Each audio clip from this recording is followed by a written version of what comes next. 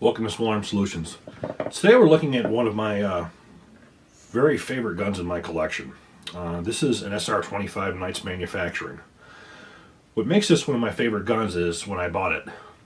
I bought this at SHOT Show 1995, where it was also the time that I met Eugene Stoner. And believe it or not, I actually bought this from him. He's the one that sold it to me. At the time I bought it, I didn't know what it was. All I knew that Gene Stoner was the guy who designed it, and that's why I wanted it. You know, I was a hell of a lot younger back then too. Did not have the knowledge that I had. It wasn't really until I got on the plane that I actually got some articles on it, and I was reading about it, and I really learned what it was. This is the first generation SR25, long before the M110, long before the Mark 11. This was some of the first generation rifles that were built by Knights Armament when they partnered up with Eugene Stoner. The first rifles left the factory in '94. And I got this in '95, January '95. There's been a couple things that have been modified on this over the years. First of all is the handguard. Originally this handguard was just a round tube of fiberglass tube. I had sent this back to Knights Armament a while back, and they had replaced that with one of the current URXs. So that's definitely enhanced. The second thing that was enhanced is the stock. This thing originally came with a regular M16A2 type stock, and being a precision rifle, I wanted to put a better stock on it, so I had added that to it. The other thing was on the left side, which we'll show you in a little bit. I had updated the bolt catch with the new bolt catch that was much stronger than the original one. The original one used a standard M16 bolt catch, which that was just not enough to halt the heavy mass of this bolt carrier group. So they changed that. I also added an Oregon ambi catch to it. But other than that, the gun is the same. Now we're going to go over it, and we're going to see some of the neat features. Now, SR25, where that 25 came from, was Gene Stoner. He added the 15 from AR-15 and the 10 from the AR-10 and came up with the SR25. So 10 plus 15 equals 25. SR25. SR is Stoner rifle. What this was him bringing back to life his AR-10 that was dropped by Ordnance Corps in the early 60s for the M14 rifle, which was a mistake, but that's a different story. Gene Stoner never really got over his 7.62 design, and that's really what he wanted to make. He wasn't really fond of making the 5.56 millimeter rifles. His true passion was making 7.62 rifles. So the SR25 is basically combining the current M16A2 advanced features with the original AR-10 rifles, and this is what he came up with. Looking at the upper receiver, was manufactured from an extrusion. It featured the mill standard 1913 rail on top, and if you look at the fire cartridge case deflector, this is actually a separate piece that's attached to the 1913 rail for the cartridge deflector. Now, one thing that we noticed is not on here is a forward assist. Now, many of you guys who've been watching my videos, you've heard me preach about this time and time again about how I'm not a fan of the forward assist. Well, Gene Stoner was not, and that's exactly why you don't see it on here. He designed his rifle, his AR-10s and his AR-15s, to not need an external link to the bolt carrier group. When the rifle is used properly, it's not useful. So when he designed his 7.62, that's exactly what he did. He did not put on a forward assist. And to this day, the current SR25s, the Mark 11s, and the M110s do not have a forward bolt assist. If you also notice, we do have an ambidextrous safety on here as well. That did not come with it. That's something else that I had added to it. The lower receiver also was manufactured from an extrusion. You notice that we do have a swell in here that covers up the magazine release button, so it cannot be actuated inadvertently. Ejection port does cover. A2 pistol grip. Now the magazines is quite interesting. When the rifle was developed around the original AR-10 magazine, same one that was made in the early 1960s, aluminum. And the only problem was these were not very plentiful. So what happened was they went to work, they developed their own. Well, as soon as it happened, the assault weapon ban hit. So all the ones that they had, these that were manufactured prior to September 1994, were going for like 120 bucks at the time. When I bought this rifle, I got it with 3 pre-ban magazines.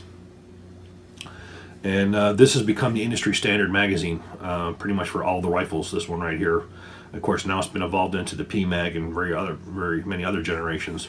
But this here is the earliest Knights Armament developed magazine. The barrel itself is quite interesting too. Now again, we're going back to the 1995-94 time period. This barrel itself was the only, Knights Armament was the only company that Remington ever sold their M24 barrels to. The 7.62 chamber with a 5R rifling pattern. That really was a big deal at the time because you know, the M24 or the M40, M40A1 were known as some of the most accurate rifles in the world. So for them to be able to, for Remington to actually sell them to Knights for this rifle was really a big deal. But again, when this rifle was developed, this was developed as a high-end rifle. This was a very expensive rifle, but even back then it was $3,000. Of course, now you can't touch anything for, you know, $5,000, $10,000 now from Knights Armament. But that was one of the really selling features on here. Another interesting feature on this rifle is the chamber itself. This chamber was specifically designed for the M118 and the M118LR cartridge. Now, what that basically means is when you have a loaded cartridge, you have the actual ogive of the projectile.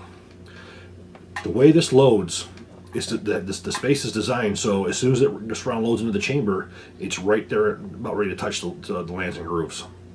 So that gives you the precision accuracy of not having the bullet jump from the cartridge case into the barrel. You're going right into the rifling on them. Now that had one negative aspect to it. The only rounds you could use in this were the M118, M118LR, the Sierra Match King bullets. Wasn't really much of a big deal at the time because the ammunition was available by Winchester, Remington, Federal at the time. But if you were to try to put an M80 ball or anything like that, you're very likely to blow a primer on those because it's designed specifically for that chamber. Knights advertised at the time, they said that if you want to use other ammunition, you just send the rifle back to us. They'll machine out some of the lead in there so it'll accept the different calibers. Knights Armament guaranteed one MOA with this barrel, that chamber, using that match grade ammunition. It was guaranteed. Once you changed the throat and you changed the ammunition, they couldn't really guarantee anything with it. But this one was never altered. This gun shoots consistently 1 to 1/2 inch MOA. It's been really babied over the years. This same rifle was one featured in my book, Black Rifle 2. It's been one of our more prized possessions, not so much for what rifle it is, it's just from who I got it from, Gene Stoner. The URX is, again, free floating, and it does have an integrated front sight. The first production designs of this rifle actually had a adjustable gas valve on the front here. That was later omitted for a self-regulating system. But you can also notice this is a pinned-on front sight base. And the next thing we're going to talk about is the bolt carrier itself.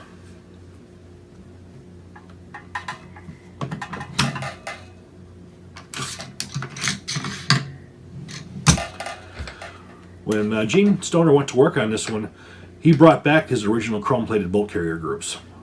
Now this is, this is really a, I don't know, Gene Stoner's calling card doing this because Knights Armament to this day still does it with all their 308s as well as Lewis Machine & Tool. They both have stuck with that. This is their earliest bolt carrier group. It's been modified several times since then, but this is the original one. It has the single ejector. It has the original ejector. The bolt was later modified to a much deeper ejector spring hole in the face to have a stronger ejector spring, so it was more reliable, lasted longer. It did have a captive firing pin retaining pin, which was something that I don't know why more companies have not gone ahead and done that. This is a really good idea. But basically, it very much mirrors his original design. Take a look at the trigger mechanism also. The trigger mechanism on here is a Knights Armament developed two-stage trigger. This is very similar to the one that's currently used today. It is an excellent trigger group. It is very crisp, very well made. The buffer itself, we'll talk about very briefly. When this thing was delivered to me, it actually came with a plastic buffer. it was not even a buffer. It was merely a spring guide. Once this thing went to the military, they decided to change that back out, and they went to an actual buffer itself. And this has the updated buffer.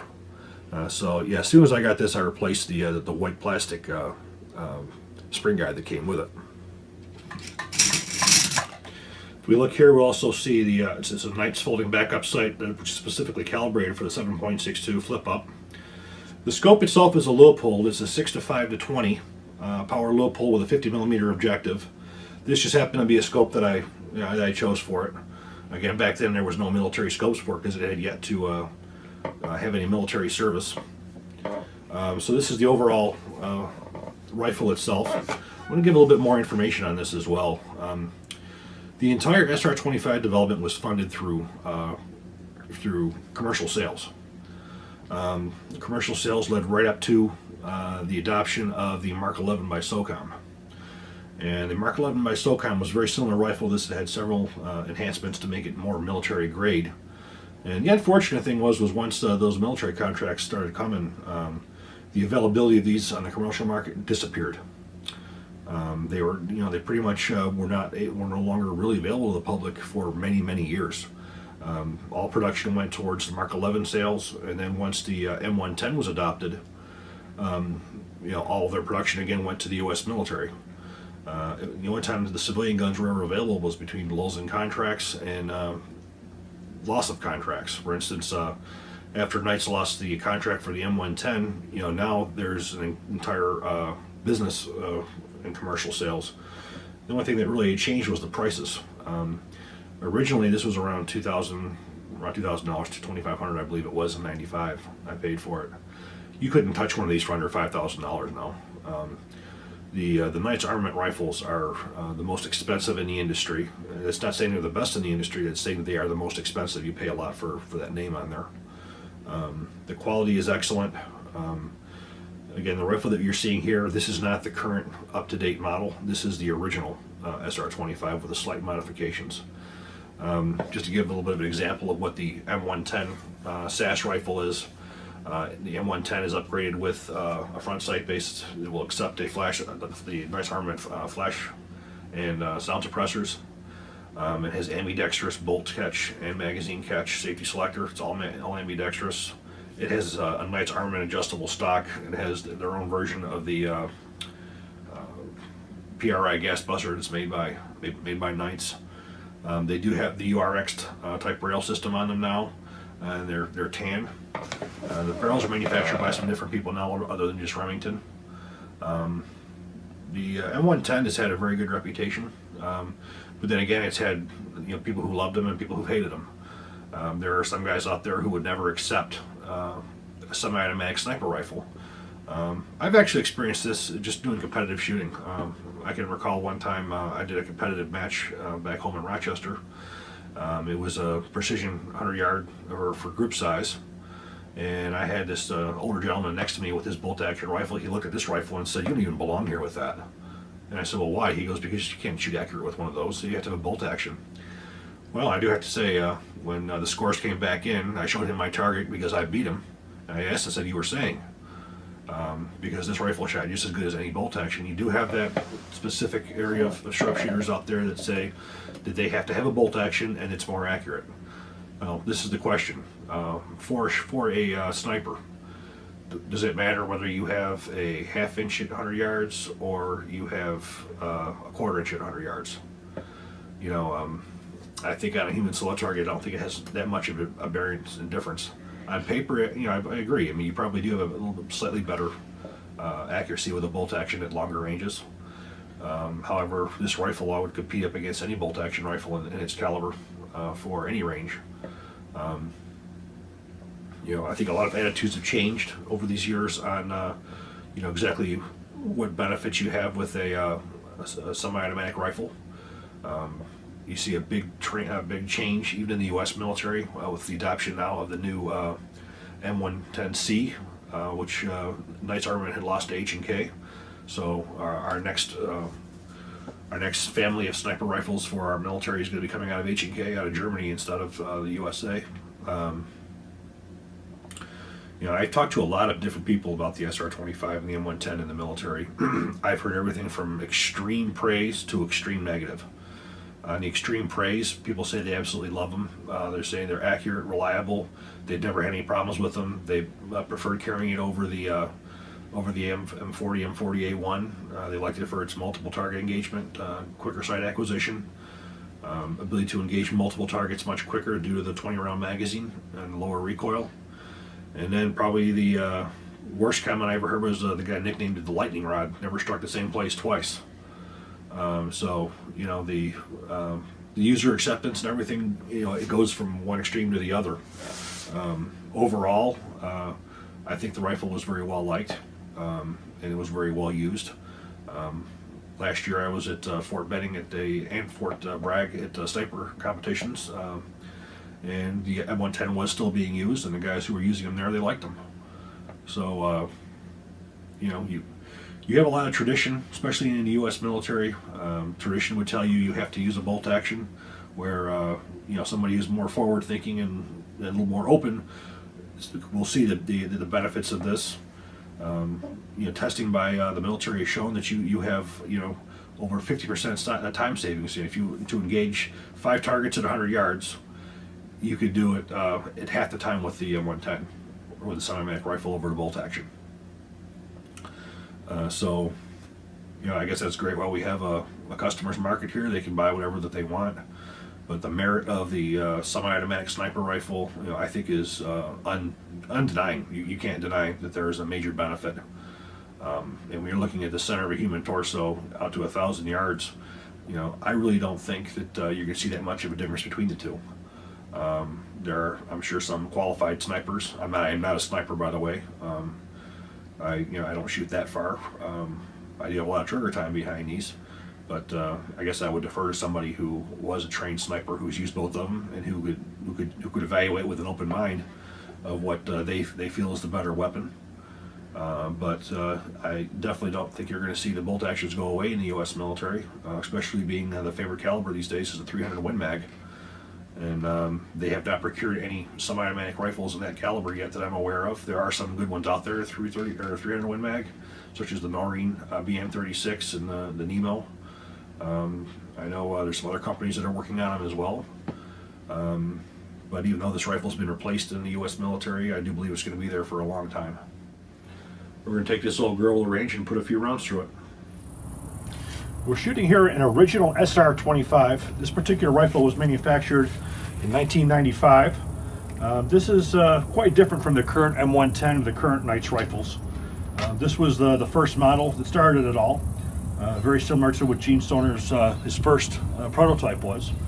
We have 20 rounds of Remington 168 grain match hollow point.